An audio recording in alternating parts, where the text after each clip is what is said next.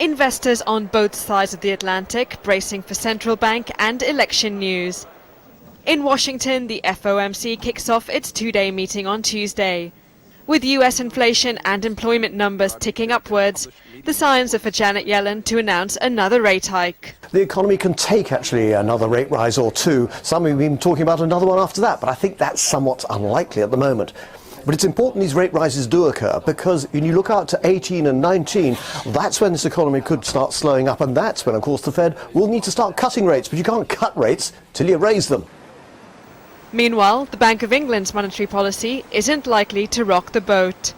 Despite sharp price rises in the UK, policymakers are expected to hold steady on interest rates as Prime Minister May prepares to trigger Article 50.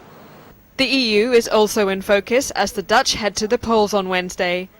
Mainstream parties jostling for power against Geert Wilders and the Eurosceptics, a taster of what could happen in France next month.